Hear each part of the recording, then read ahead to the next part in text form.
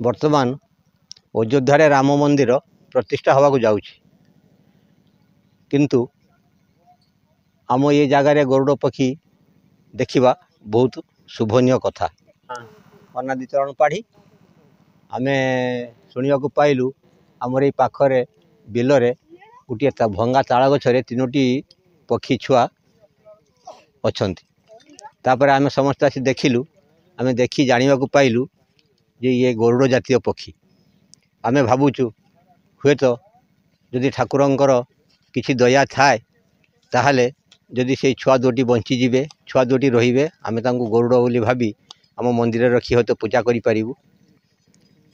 अयोध्या जो राम मंदिर श्रीराम लक्ष्मण सीता अच्छा जो राम मंदिर अच्छी सेठी बर्तमान गरुड़ पक्षी नहांती।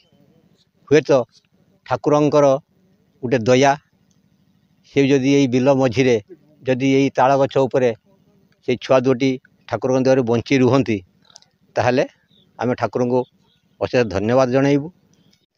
वर्तमान अयोध्या राम मंदिर प्रतिष्ठा होगा जाऊँगी किंतु आम ये जगार गरुड़ पक्षी देखा बहुत शुभनीय कथा।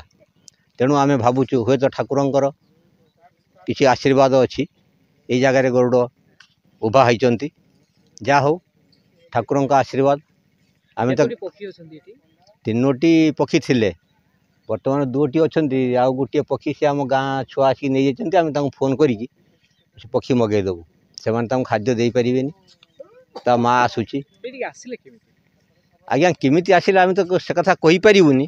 तथापि आम भावुछु जदि ठाकुरंकर किसी गोटे आशीर्वाद थाए आमर आम ग्राम आमर नारायण मंदिर अच्छी आम निजरे श्रीकृष्ण राधाकृष्ण भगवान भी अच्छा हूँ तो श्रीकृष्णकर किसी दया भी थाईपे जहाद्वारा कि से जब बाहन को एठिक आनी था तो बहु भाग्यर कथा।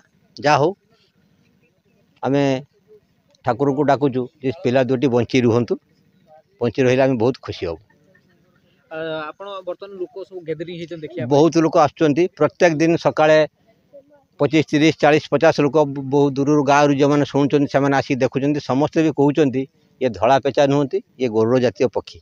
आम भी से भावुचु आज्ञा गरुड़ंकर तार नाकटी हूँ लंबा एवं बंका तेणु आम देखुचु पक्षी 2टी संपूर्ण धला धला पेचारे ता डेणारे कला दाग थाए ता बेकर गोटे कला दाग थाए मुझे धला पेचा देखी किंतु आम ये पक्षी से लक्षण देखा पाऊनु।